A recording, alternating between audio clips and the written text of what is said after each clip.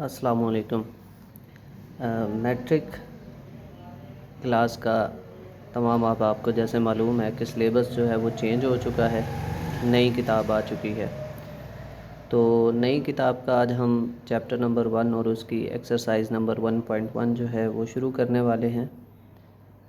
Chapter number 1 जो है वो कॉम्प्लेक्स नंबर से रिलेटेड है। नंबर्स हमारे पास दो किस्म के होते हैं।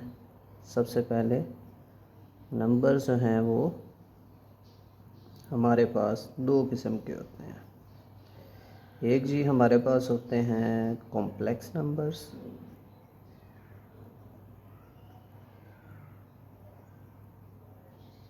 और दूसरे नंबर पर हमारे पास होते हैं रियल नंबर्स।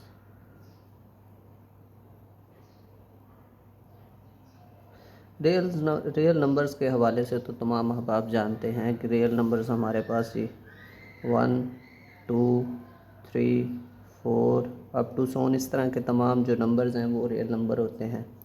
प्लस इसमें अगर आप स्क्वायर रूट वाले नंबर भी शामिल कर लें तो ये भी रियल नंबर्स में ही शामिल होते हैं।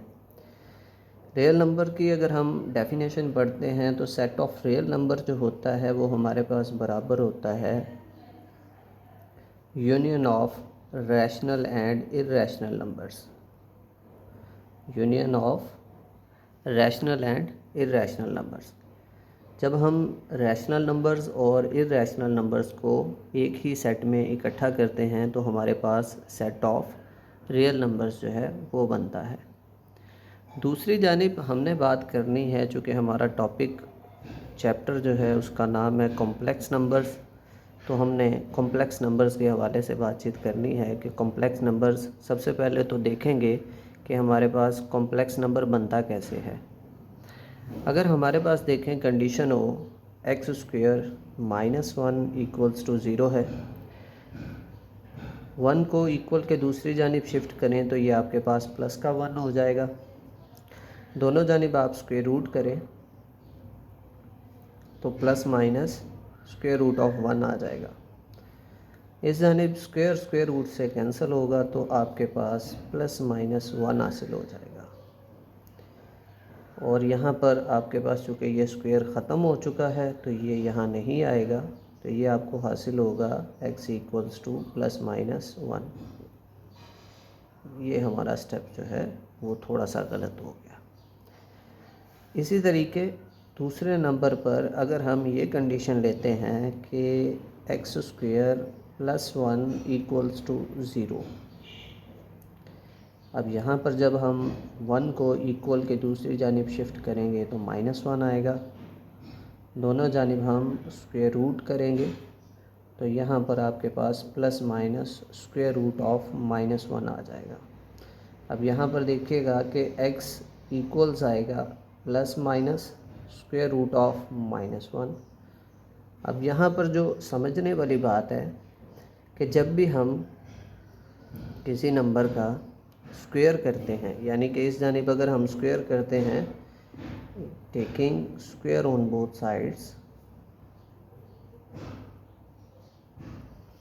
तो जब हम स्क्वायर करेंगे तो यहाँ पर x का स्क्वायर होगा और राइट साइड पर प्लस माइनस 1 का स्क्वायर होगा, और x का स्क्वायर आपके पास जो है अगेन प्लस माइनस 1 ही हासिल हो जाएगा। बट इस जानिब आपके पास जो सूरत हाल है वो इस तरीके की है कि अगर आप यहाँ पर स्क्वायर करते हैं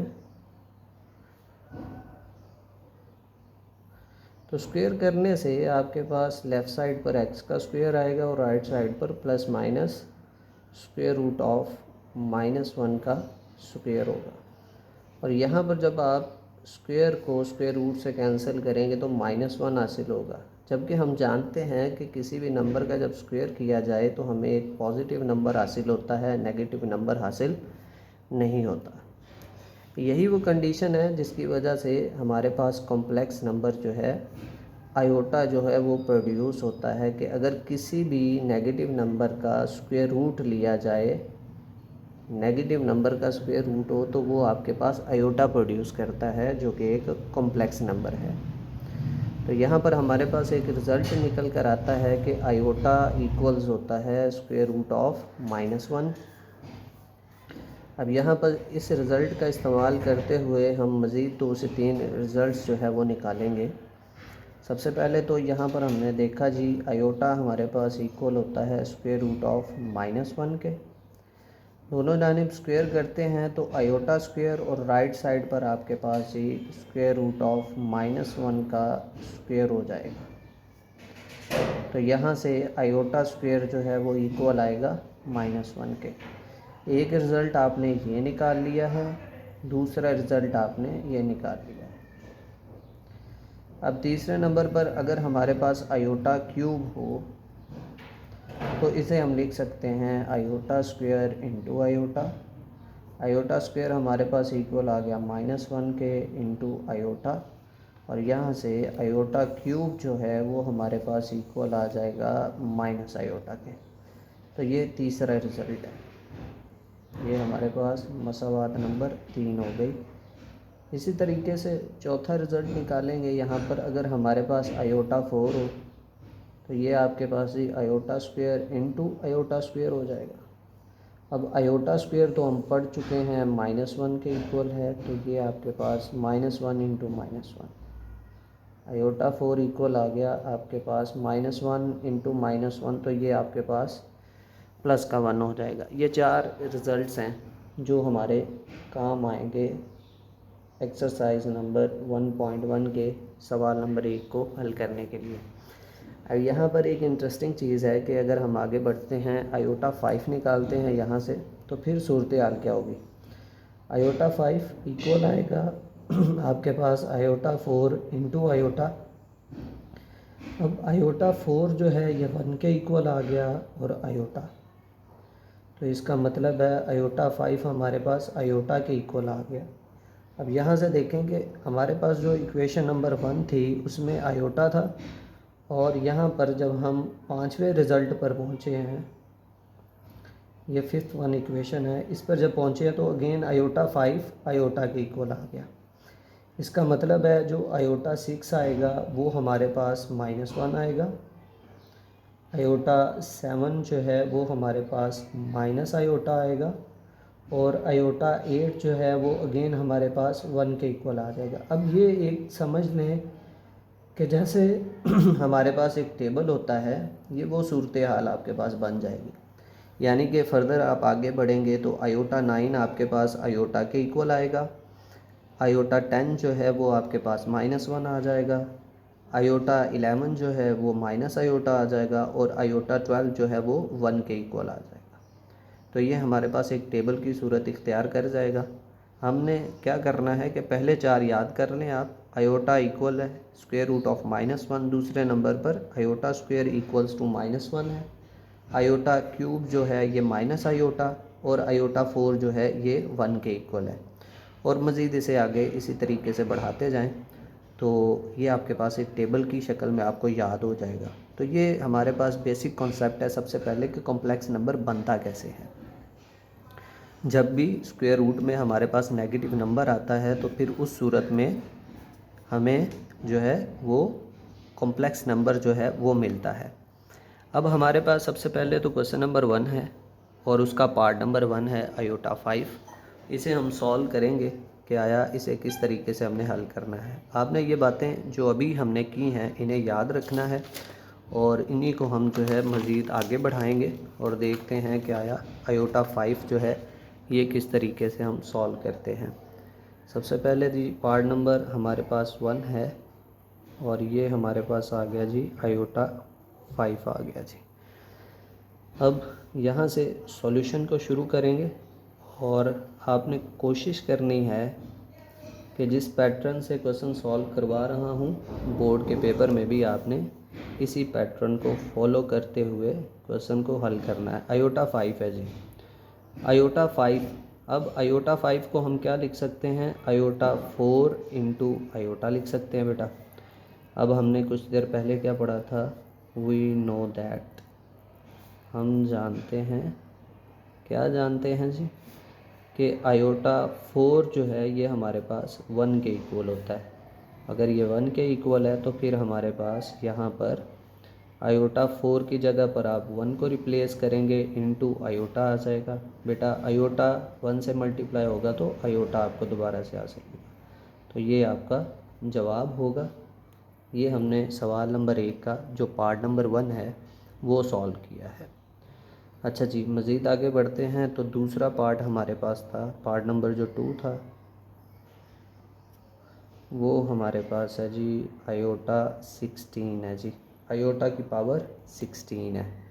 अब आयोटा की पावर जो 16 है इसको हमने सॉल्व करना है, और उसी तरीक़ाकार से जिस तरीके से हमने पिछला क्वेश्चन जो है वो हल किया है उसी तरीक़ाकार से इसे भी सॉल्व करेंगे।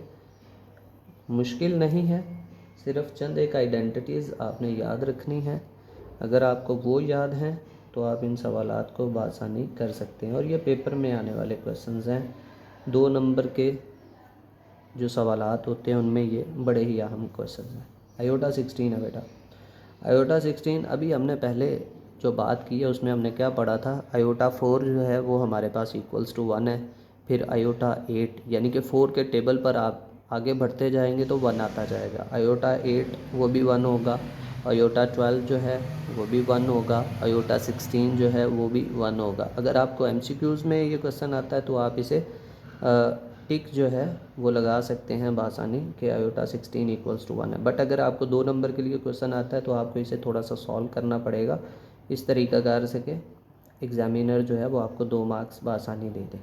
तो उसके लिए आप क्या करें, यहाँ पर अब आपके पास 2 तरीक़ाकार हैं। इसमें हम सबसे पहले तो ये कर सकते हैं कि आयोटा की पावर 16 को लिख सकते हैं आयोटा स्क्वायर की पावर 8। पावर पावर से मल्टीप्लाई होगी तो वो आपके पास 2 8s are 16।